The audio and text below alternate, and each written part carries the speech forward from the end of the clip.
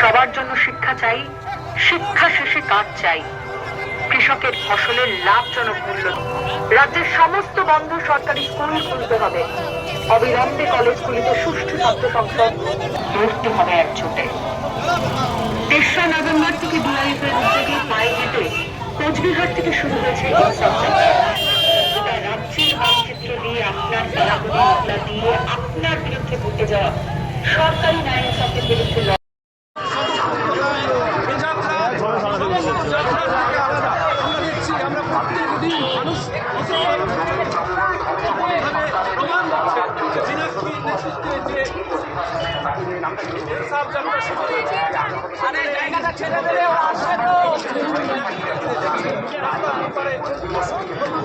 বড় করুন রাস্তাটা, বড় করুন।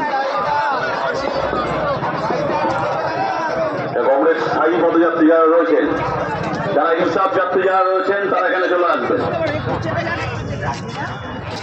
ইনসাফ যাত্রী যারা রয়েছেন তারা চেয়ারে বসবেন।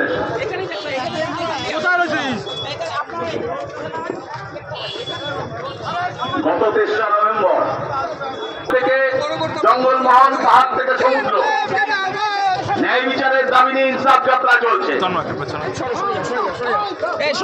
আস্তে আস্তে কারুর পায়ে ফোসকা পড়ছে, তারপরে ওরা হাঁটছে।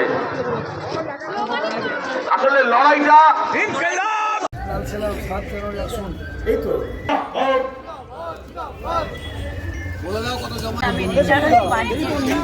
আমার বড় মেয়ে, আমার 8 বয়সে মেয়েটি আমি বিয়ে দিয়েছি।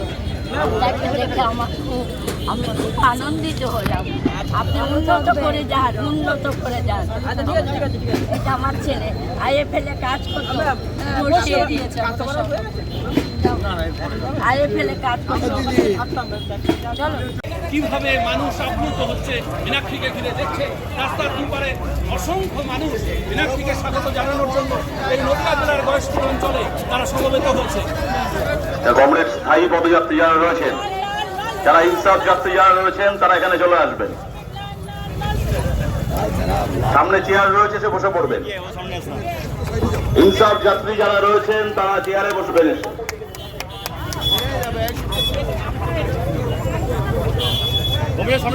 গত ৩রা নভেম্বর কোচবিহার থেকে শুরু হয়েছিল ইনসাফ যাত্রা।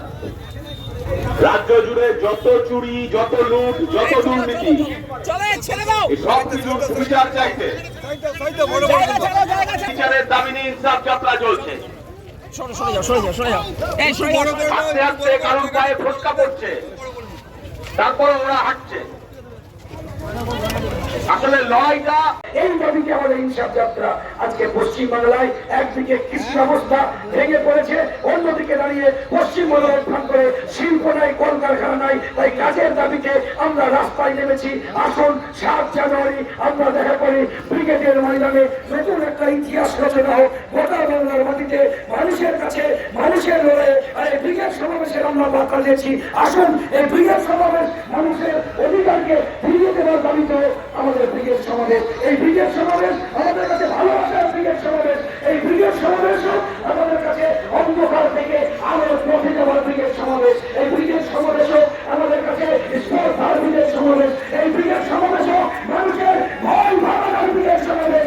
আসুন সকল মিলে ঐক্যবদ্ধ হবে 7 জানুয়ারি ব্রিগেড সমাবেশকে সাফল্যমণ্ডিত করে তুলি। সকলকে অভিনন্দন জানিয়ে আমরা আমার বক্তব্য শেষ করছি। আমার শেষ একটা আবেদন, আমরা জনগণের টাকা নিয়ে, আপনাদের টাকা নিয়ে, আপনাদের ঘামের টাকা নিয়ে আমরা ব্রিগেড সমাবেশ করতে চাই। কোন লুটের, কোন ধাপ্পাবাজের, কোন বাড়ি বাজারের, কোন কয়লা বাজারের টাকায় ব্রিগেড সমাবেশ করতে চাই না। আপনাদের উপার্জনের ঘামের টাকা থেকে 1-2 টাকা যা পারবেন আমাদের কর্মীদের সাহায্য ঘরে পরিণত হয়েছে। আপনি কাপড় কিনতে চান, মেসো আছে। মেসো মানে মেসো মশাই না, মেসো মানে এক। আপনি কাপড় কিনতে চান, লিবাস টিবাস সব আছে অনলাইনে। আপনি খাবার চান, জোম্যাটো সুইগি থেকে খাবার চলে আসবে। আর যে গরিব মানুষ একই জিনিস কেনে, তার জন্য এই বাজারটা সব থেকে বেশি গুরুত্বপূর্ণ।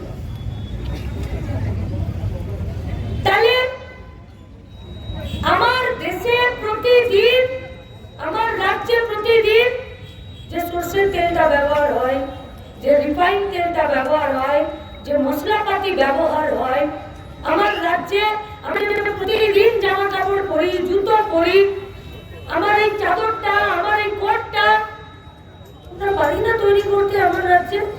জিনিসপত্র পৌঁছে দিই কিন্তু না, গোটা পশ্চিমবঙ্গটা গুদাম ঘরে পরিণত হচ্ছে। বাইরের দেশে, বাইরের রাজ্যে জিনিসপত্র তৈরি হবে আর আমার দেশে, আমার রাজ্যে আসবে, আর সেটা আমাদেরকে আমার বাজারের মধ্যে দিয়ে রাজ্য 6,38,000 কোটি টাকা ধার করেছে মুখ্যমন্ত্রী মমতা ব্যানার্জির নেতৃত্বে আমাদের রাজ্যের সরকার। কে মেটাবে এত টাকা লোন? তার মধ্যে 1,20,000 কোটি টাকা দিয়েছে দিতে পারে, কিন্তু কোন এনজিও আপনি অডিট করাতে পারবেন, আপনি আরটিআই করতে পারবেন না। কেন্দ্রীয় কোথা থেকে টাকা পেল, কোথায় দিল, কি করলো? অথচ 6,38,000 কোটি টাকা থেকে 1,20,000